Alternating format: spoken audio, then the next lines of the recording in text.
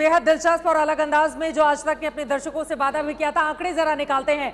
Bharatiya Janata party plus देखिए महाराष्ट्र में 76 सीटों पर 76 सीटों पर आगे की ओर बढ़ती हुई, जबकि बीजेपी की इसमें 57, शिवसेना की 19 सीटें शामिल है।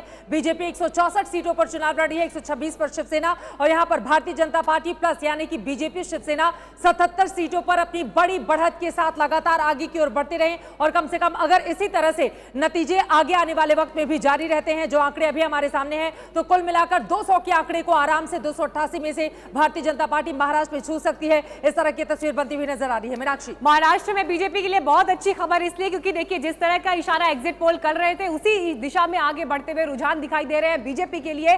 कांग्रेस प्लस यहां पर अभी 35 सीटों पर आगे चल रहे हैं, यानी कांग्रेस और एनसीपी। यहां पर यह भी कहना दिलचस्प होगा कि देखिए बीजेपी अपने बूते हाफ सेंचुरी लगा चुकी है। शुरुआती रुझानों में 62 तक बीजेपी का आंकड़ा पहुंच चुका है, और बीजेपी प्लस शिवसेना की अगर बात करें तो 83 सीटों पर अभी ये गठबंधन आगे चल रहा है महाराष्ट्र में। हालांकि जो हमारा भी प्रोजेक्शन है वो 166 से 190 सीटों तक के करीब है, लेकिन दिलचस्प ये देखना होगा, जिस बात का जिक्र हमारे एक्सपर्ट भी कर रहे हैं, कि जिस तरह से शुरुआती रुझानों में बीजेपी की तरफ ये हवा बह रही है, क्या 200 पार तक ये आंकड़ा जाएगा? और अगर ऐसा होता है तो बीजेपी के लिए महाराष्ट्र में अपने आप में बहुत बड़ी कामयाबी। कुल मिलाकर ये कहा जा सकता है मुंबई में बीजेपी के दफ्तर में जो लड्डू तैयार हो रहे थे वो खराब नहीं होंगे, वो बांट दिए जाएंगे कुछ ही देर में, अगर ये आंकड़ा इसी तरह से बढ़ता हुआ चला जा रहा है। बीजेपी प्लस 88 पर पहुंच चुकी है, कांग्रेस प्लस 35 पर, यानी कि कांग्रेस पार्टी बहुत ज्यादा पीछे, और बीजेपी की 66 सीटें हैं इन 88 में से, जबकि शिवसेना की 23 सीटें हैं। कांग्रेस की बात करें, कांग्रेस की 21, एनसीपी की 14 सीटें हैं। आपको यह भी बताते चले 2014 में